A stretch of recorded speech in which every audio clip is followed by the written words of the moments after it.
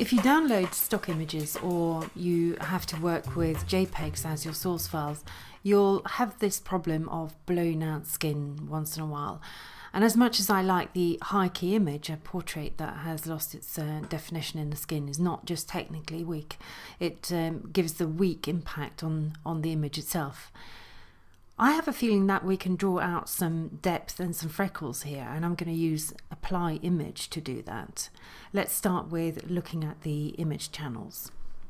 I'm going to click on the red channel, and as you see here, that's where we have very little information, and I'm wondering whether we can borrow some information from the blue or the green channel to give a little bit more depth to this red channel. Looking at the blue channel, you see there's some information here in the skin that I think we can benefit from if it's blended into the red channel. Now the red channel should be a bright channel in the skin, it usually is, but I think it could benefit from a little bit of this and possibly also a little bit of the green channel, where you see a slight level here of information and detail and variation in the skin. Before I go any further, I'm just going to click on the RGB and Command J just to make myself a layer via copy. This should always really be done on a copy layer, and I think it's always best to do it before you actually start retouching to see what you can get out of an image before you retouch it. Also bear in mind that this is actually a destructive process. It's not an editable process that you can bring back, so it's a good idea to have it on a separate layer. Also, because we're going to blend this layer probably to luminosity, first I have to determine the channel I want to blend into, and that's going to be the red channel. To be selected on the red channel and at the same time see the image in a composite view, you can press the tilde key. So we're still on the red channel, but we're seeing it in RGB. Let's go now to Image and Apply Image. First of all, don't be put off by the color that you see here. That's going to be modified. We here have two main sections, the source and the target. The target is actually going to be the red channel, and the blending is by default multiply, but we're going to change that.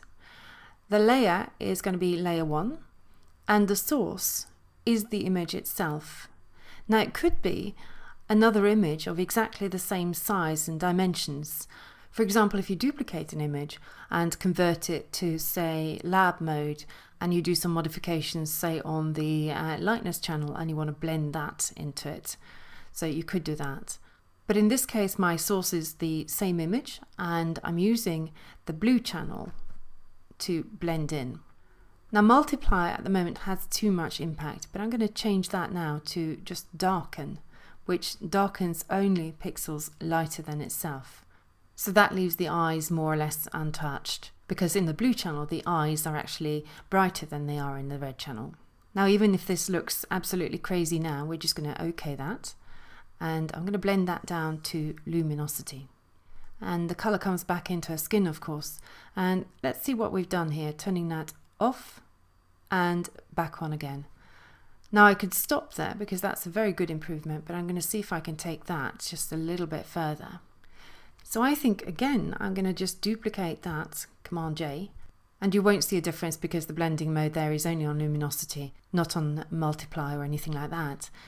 We're again going to target the red channel, press that tilde key, Image and Apply Image, and this time I'm scrolling to layer 1 copy, and I'm going to scroll now to the green channel, and let me try that on multiply. And now you can kind of see it real time because that's already blended to luminosity there. And I think that has quite a nice effect. Let's preview that and on again. And OK. And let's turn both of those layers off and back on again. Now in this case I see no need to mask any of this, but if you wanted to mask it, probably the best thing would be to just shift click and Command G to group these two, and then just put a mask, a blank mask on them. And let's say if you did want to mask the hair a little bit, you could just use a low opacity and flow and just mask that off a bit here. But I don't think that's necessary really, so I'm just going to drag the mask to the wastebasket and just delete that layer mask altogether. When it comes to apply image, it's not always as easy as this, but I really recommend that you experiment with it and just play around. And remember that if it's too extreme, you can also lower the opacity of the layer.